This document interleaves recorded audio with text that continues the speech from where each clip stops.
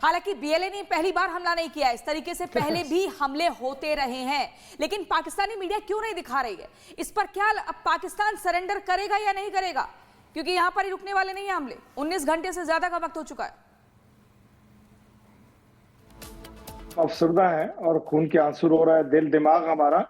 और दूसरा, अभी जो कर्नल साहब फरमा रहे थे, देखें पूरी कौम एक पेज पे है। हमारे मुल्क में एक मुसीबत है, दहशतगर्दी का शिकार। मैं तो मुसलसल कर्नल साहब कहता हूँ, ये आज की बात नहीं है, आप इस तरह की बातें मत किया करें अपने चैनल पर आके। मैं तो हमेशा कहता हूँ कि हम दहशतगर्दी का शिकार है, लेकिन देखना यह है कि दहशतगर्दी करवा कौन रहा है, कर कौन रहा है। मुसलमान कभी भी नाजायज किसी को नहीं मारता है। आप ये देखिए, आप बलोच की बात करें, बलोच तो मोहब्बत करते हैं पाकिस्तान से, बलोची बहुत प्यार करने वाले लोग हैं, मेरे दोस्त हैं, मेरे साथ हम इकट्ठे उठना बैठना है हम लोगों को। आप बलोचियों को बदनाम मत कीजिए। मैं ये कहता हूं कि दहशतगर्दी के खात्मे तक ये जंग रहेगी। मेरे फौजी जवान शहीद हो रहे हैं, शहादतें ले रहे हैं, लेकिन वो क्यों ले रहे हैं? अपनी कौम के लिए, अपने मुल्क के लिए, अपने लोगों के लिए, अपनी साख के लिए। आप बेफिक्र रहिए, हमारा मुल्क बड़ा पुरअमन मुल्क है और इसको अमन कायम करने में हम अपने खून के आखिरी कतरे तक लड़ते रहे। जी हाँ, इरशाद खान साहब, मुल्क में अमन चैन शांति बनी रहे, तो इसके लिए अब क्या ये माने कि बलूच की मांगों के आगे पाकिस्तान झुकेगा और पाकिस्तान दो हिस्सों में बटेगा? देखें, पहले तो मैं बताऊं कि बलोच की कोई वो ख्वाहिश नहीं है अलहदा होने की। बलोची, मैंने कहा, प्यार करते हैं पाकिस्तान से। ये दहशतगर्द हैं। ये दहशतगर्द किसके सिखाए हुए हैं, कहां से आए हुए हैं, ये कर्नल साहब भी हंस रहे हैं आपकी बातों पर। आपको बताएंगे कि किसने भेजे, किसने तैयार किए, कौन फंडिंग कर रहे हैं इनको, कौन इनको वर्गलाया हुआ है, कह रहे फंडिंग कौन कर रहा है, लोग हैं, कौन बरगला रहा है। कोई मांगे नहीं है, दुनिया के सामने है, लेकिन पाकिस्तान मानने को तैयार है। यारी, दोस्ती, इंसानियत, प्यार आपने जब दिखाया था, जब वाजपेयी जी ट्रेन वो बस लेकर आए थे प्यार की, और आपने क्या दिया था आपको मालूम है। कितना प्यार दिया आपने कि आपने कारगिल करने की कोशिश करी और आपको मुंह की खानी पड़ी। सो इसलिए आपके मुंह से अच्छा नहीं लगता कि आप प्यार मोहब्बत की बात करें। यस, मैं मानता हूं कि किसी भी तरह की दहशतगर्दी अलाउड नहीं होनी चाहिए। दहशतगर्दी अलाउड नहीं होनी चाहिए, वक्त की कमी है। आर्मी को भी एप्लीकेबल है। आप सभी को मुझे यहाँ पर धन्यवाद करना होगा, लेकिन सवाल जस का तस बना हुआ है कि बीएलए ने ट्रेन तो हाईजैक कर ली, लेकिन क्या अब इसके बाद से पाकिस्तान बटेगा, पाकिस्तान झुकेगा, पाकिस्तान सरेंडर करेगा बलूचों के आगे या नहीं? ये एक बड़ा सवाल है। एक ब्रेक के लिए मुझे रुकना होगा, फौरन लौट रहे। आप देखते रहिए रिपब्लिक भारत। ट्रेन को हाईजैक किया जाता है, क्या इसके बाद पाकिस्तान सरेंडर करेगा? क्योंकि 19 घंटे से ज्यादा का वक्त हो चुका है। कमाल की बात है, ऐसा हमने कभी ना देखा था, कभी ना सुना था और कभी सोचा था। हमने बस हाईजैक के बारे में सुना था, हवाई जहाज हाईजैक के बारे में सोचा था, लेकिन कभी नहीं सोचा था कि एक देश की ऐसी दुर्दशा हो जाएगी कि वहां पर उनका ट्रेन हाईजैक हो जाएगा। यह दिखाता है कि पाकिस्तान की क्या बुरी हालत है। ना सिर्फ पाकिस्तान की हालत बुरी है, बहुत ही हास्यास्पद हालत है। कॉमेडी सीरियल चल रहा है पाकिस्तान में। ये दिखाता है कि पाकिस्तान जो इतना बड़ा दावा करता है कि वो भारत को देख लेगा, वो अपनी अंदरूनी हालत पर भी कंट्रोल नहीं कर पा रहा है। सबसे बड़ी बात है कि टोटल सन्नाटा।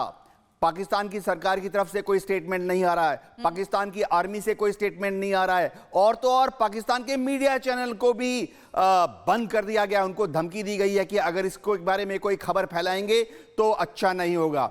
पाकिस्तान की मीडिया में भी सन्नाटा छाया हुआ है। लेकिन मैं बोलना चाहता हूं एज ए बतौर सुरक्षा पर्सनल, मैं थोड़ा बहुत हाईजैक के केसेस में इन्वॉल्व था, हवाई जहाज के हाईजैक में। मैं बताना चाहता हूं कि यह दिखाता है कि पाकिस्तान की इंटेलिजेंस सर्विसेज टोटल फेल हो गई हैं। उनकी आईएसआई, उनकी जो इंटरनल सिक्योरिटी अपरेटस है, स्टेट पुलिस की जो इंटेलिजेंस यूनिट्स हैं, उनको इसकी खबर, इसकी भनक कैसे नहीं लगी? जब मालूम था कि बीएलए के जो लड़ाके हैं वो बहुत ही एक्टिव हैं और बीएलए के जो लड़ाके हैं वो बदला लेना चाहते हैं। हाल ही में पाकिस्तान की आर्मी, रेंजर्स और बॉर्डर कंस्टिट्यूबलरी ने जिस तरह से हमला किया था बीएलए के ऊपर, उसके बाद से बीएलए बहुत ही खूंखार मूड में थी और शायद पाकिस्तान की एडमिनिस्ट्रेशन को, आर्मी को और उनके इंटेलिजेंस को इसको एंटिसिपेट करना था। Total failure of intelligence.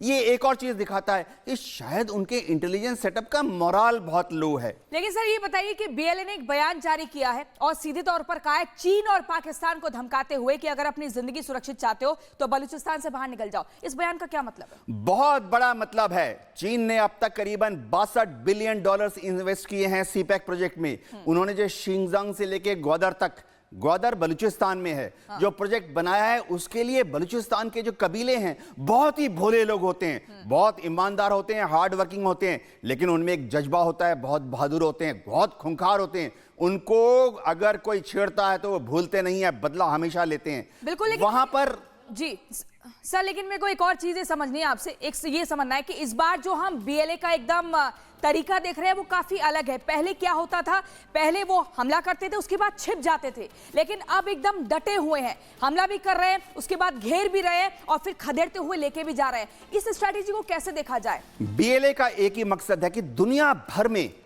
एक सनसनी वाला खबर चला जाए, दुनिया भर के लोगों को पता होना चाहिए कि बलूच लिबरेशन आर्मी बलूच लोगों की आजादी का युद्ध लड़ रही हैं। उनको पहले तो वो कहते थे कि ऑटोनॉमी चाहिए, आजादी चाहिए, लेकिन अब वो बलूचिस्तान के लोग, बीएलए के जो फाइटर्स हैं, उन्होंने कह दिया कि अब वो पाकिस्तान से अलग होना चाहते हैं। तो इतनी बड़ी और इतनी सक्सेसफुल कार्रवाई को अंजाम देके उन्होंने दुनिया भर की मीडिया को हिला दिया है। आज दुनिया में बच्चा बच्चा, यूरोप अमेरिका के लोग भी जानते हैं कि बलूचिस्तान में कुछ खलबली फैली हुई है। बलूचिस्तान के लोग पाकिस्तान की जो सेंट्रल गवर्नमेंट है, इस्लामाबाद से, रावलपिंडी से खुश नहीं हैं। बलूचिस्तान पाकिस्तान से अलग होकर एक आजाद मुल्क बनना चाहता है, पाकिस्तान से अलग होना चाहता है। महत्वपूर्ण बातों का सर आप जिक्र कर रहे हैं, लेकिन दर्शकों को बता दें, पाक सेना बलूच विद्रोहियों के कब्जे से जफर एक्सप्रेस को अब तक छुड़ा नहीं पाई है। आलम यह है कि जफर एक्सप्रेस जहां मौजूद है, पाकिस्तानी सुरक्षा बल उससे 1 किलोमीटर दूर ही डेरा डाले हुए, लेकिन बीएलए ही धमकी के साथ शहबाज सरकार बेबस नजर आ रही है। आखिर क्यों? ये रिपोर्ट देखिए।